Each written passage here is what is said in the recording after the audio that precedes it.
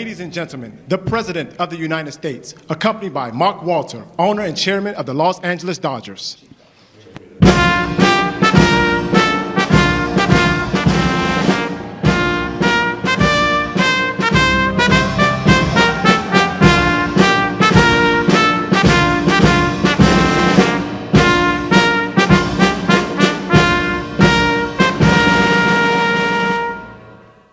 Good-looking group. I see some people oftentimes, like politicians behind me, it's not so pretty. That is a very good-looking group of people. And I'm thrilled to welcome to the White House and very special people, actually, very talented people, the 2024 World Series champion, the Los Angeles Dodgers.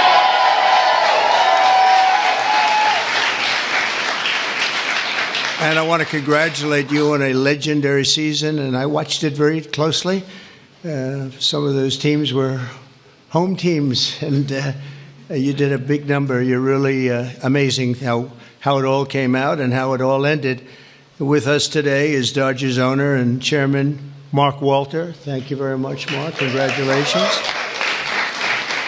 President Stan Kasten, one of the greatest managers of the really ever to wear the Dodger blue, Dave Roberts. What a time he's had.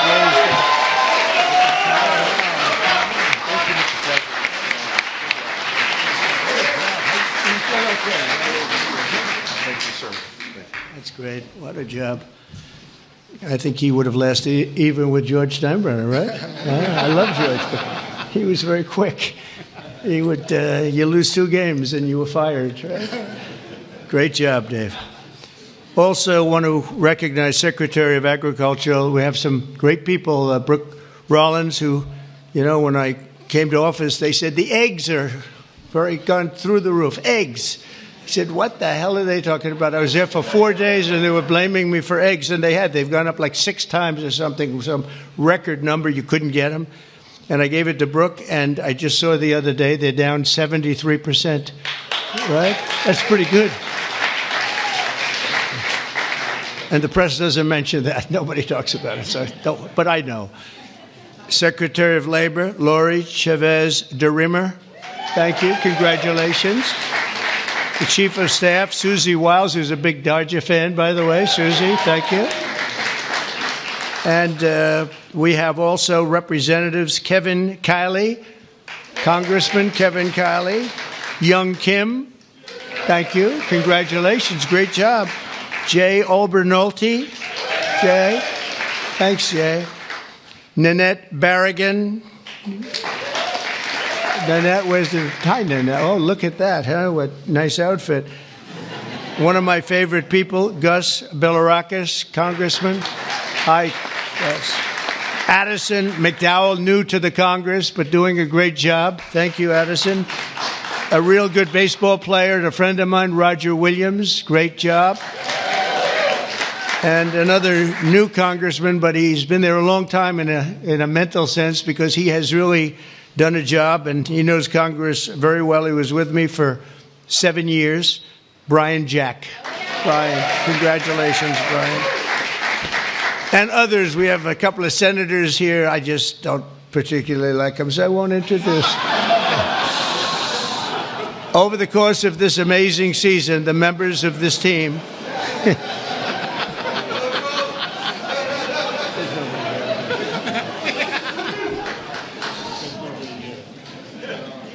I didn't think it was that big a deal, actually. Washington. Over the course of this amazing season, the members of this team gave us some of the most incredible performances ever seen in the baseball diamond. In all of baseball history, only 6 players have ever hit 40 home runs and stolen 40 bases in a single season. And an elite group known as the 40-40 Club. It's a 40-40 club, and very few people make it. But unanimous National League MVP, Shohei Ohtani.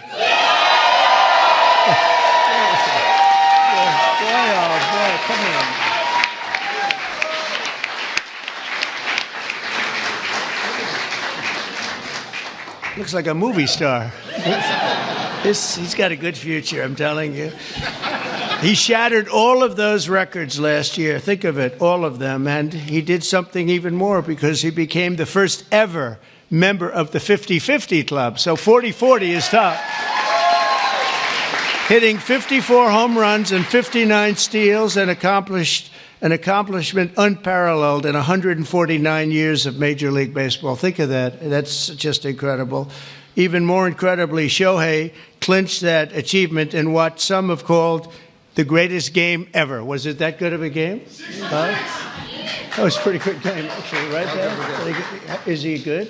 It's only getting better. And he's getting better. Getting better. That's scary for a lot of people, huh? Even more incredibly, Shohei clinched the achievement. I mean, it really was, and in a time that, at an age that nobody ever thought was possible. On September 19th, 2024, he did the unthinkable by going 6 for 6. This is a pretty amazing. I didn't realize it was that good. I saw that game 6 for 6 against the Marlins with 3 homers, 10 RBIs, and a pair of stolen bases. Other than that, it was not a great game. How many people have gone 6 for 6? Just period, right? Not very much, right? Maybe a dozen. Maybe a dozen. Amazing. As you know, the Dodgers were down a lot of talent on the mound last season due to injury. The resilient group used 40 different pitchers, the most ever by an eventual World Series championship team. They had to go and get them. I don't know how they got them and where they got them, but they got them because they won. I know you especially miss the heart and soul of the pitching staff, Clayton Kershaw, who is really fantastic.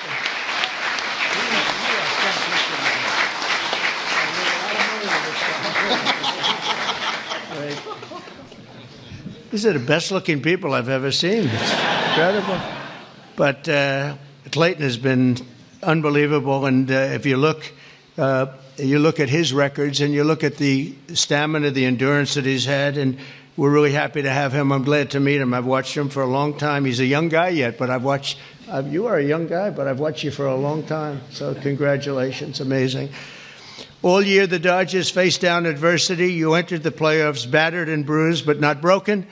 When you ran out the healthy arms, you ran out of really healthy. They had great arms, but they ran out. It's called sports. It's called baseball in particular, and pitchers, I guess you could say, in really particular. But the starting rotation during the National League Division Series, this scrappy Dodgers bullpen shut out the Padres, saved the season, and forced Game 5.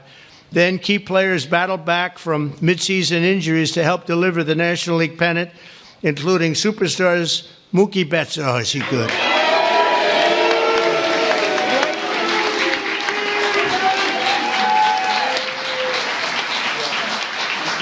Good looking.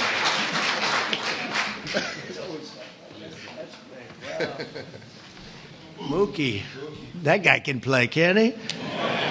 I mean, unbelievable. You really, Mookie is, I've been watching it. I don't want to say I watched him when he was on Boston, but I did. I didn't think that was a particularly good trade when they made it, and I happened to be right. And Max Muncy, I want to congratulate Max. Max. Come here, Max.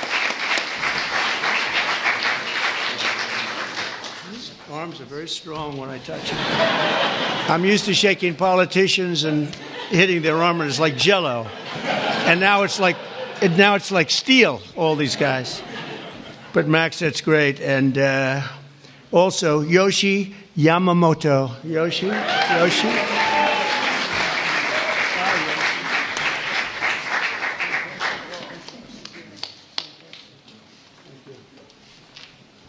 Wow, what great athletes. And, of course, series MVP, Tommy Edman. That was an MVP series.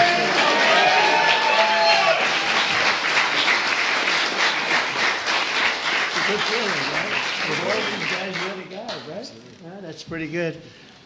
That's a lot of talent you had to beat out there for the MVP. But they all had an incredible... Tommy was 407 with 11 RBIs in 6 games. That's not bad, right?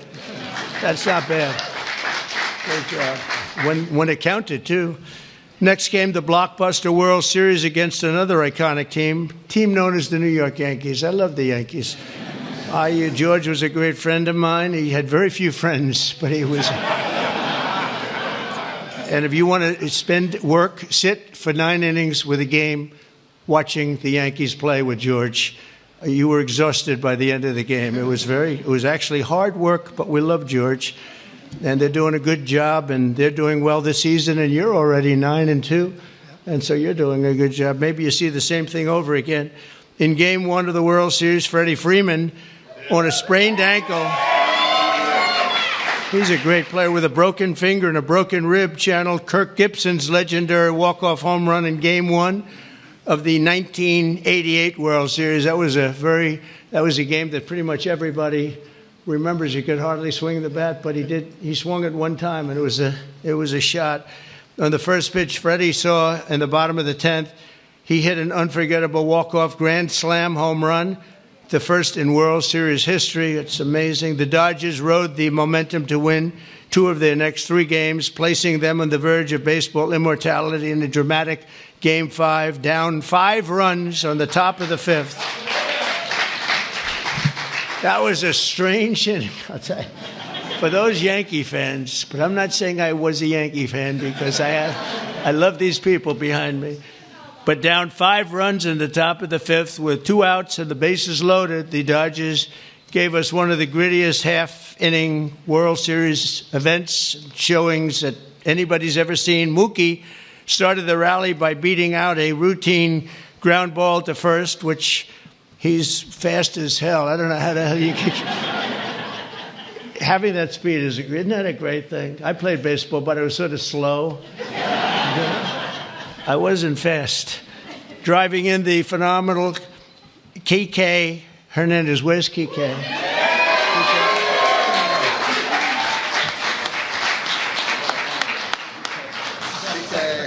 It's a hell of a group. Then Freddie drove in 2 more runs, and Teoscar Hernandez drove in another couple of runs.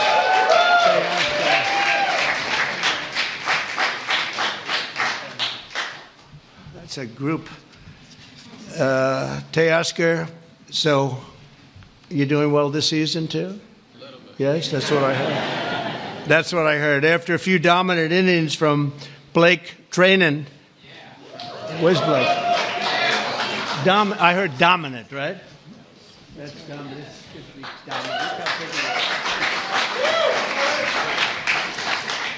Great job, Blake. And the team was crowned the World Series champion against a great team. The Yankees are a great team and always a great franchise. And I guess, I don't know, like 28 or something. They've won a lot, probably, maybe more than any team in history overall. And you might be catching them pretty soon if you keep going. You've got little ways to go, I guess. The scouting report at the start of the series said that the Dodgers could win by focusing on the fundamentals, and that's exactly what they did. You showed America that it's not about individual glory. It's about the team digging deep and sprinting right through first base, and you did that all the time. I watch some games. I love baseball. I don't get to watch as much as I'd like, but you always see a spirit on this team. I think a lot of that has to do with the ownership and the management, frankly. But you see a spirit on the Dodgers that you don't see with a lot of teams. A lot of teams I turn on, I say, oh, let's forget it. When I turn on the Dodgers, I like to watch the team. And now that I've gotten to meet these guys personally, I like it even more. I'm going to like it even more, and you're off to a great start. After seeing how successfully you've begun the season, I can tell you that you can plan on being back here. I hope you're going to be back here next year. I don't want to give you too much because we want to have a little suspense for next year, but I will tell you, we're going to go down. We're going to do something we don't do generally. We're going to run them down really fast. Have a game today? Do you have a game today or tonight?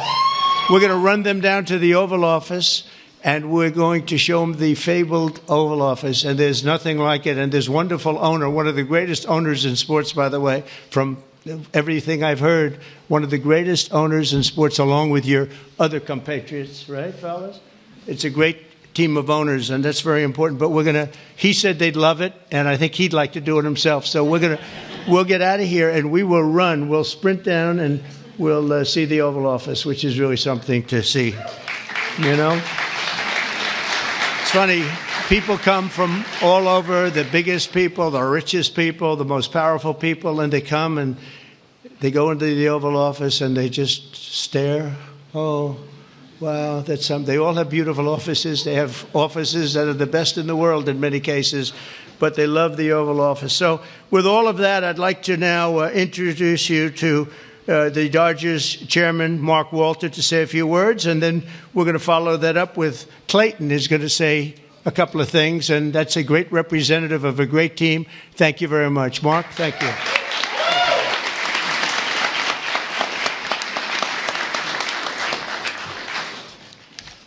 Well, thank you very much. We're very pleased to participate in the tradition of bringing champions to the White House. Last season was an incredible season. We won the World Series. Second time in 2020, and since 2020, and only 8 times in our seasons, our history. We played in front of almost 4 million fans, and we had many millions more on television. Our global following has soared, and not only from Shohei Ohtani, but also from Mookie Betts, Freddie Freeman, Clayton Kershaw, and many, many more. Alongside this on-field success, we have been deeply immersed in our community. Our players and managers have supported have each had foundations and support for communities. Our trust last year has committed $100 million to help Chicago or LA Fire. And so on behalf of the organization, I want to thank you. Thank you very much.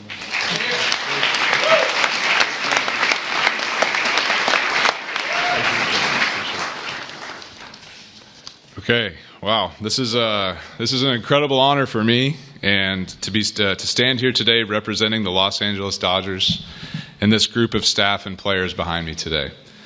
The 2024 Los Angeles Dodgers season is one that will go down the history books, always holding a special place in the hearts of myself and those there with me, as well as millions of Dodger fans around the world. This organization exemplifies what it means to come together as one for a greater purpose and to represent something so much bigger than themselves.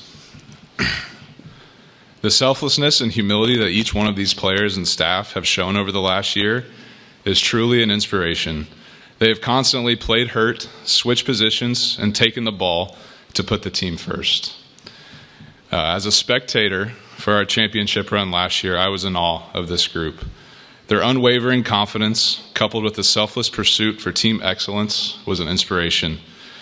That is why I'm so grateful to get to speak today on their behalf, as I know none of them would say this about themselves. Moving forward, I hope the 2024 Dodgers can serve as an inspiration to many like they were to me, not just in sports, but in life, remembering to put others before ourselves. It moves a team and a society forward. So thank you for allowing me to speak today, because the story of the 2024 World Series champion Los Angeles Dodgers is a true joy to get to tell, and it's because of the extraordinary people that are behind me and their incredible pursuit of excellence. Thank you. And Mr. President, we have a gift for you as well. Oh, I like that. Wow. Ooh, I like that.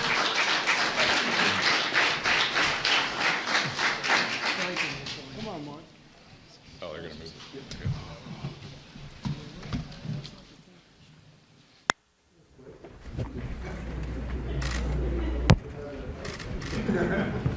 Okay.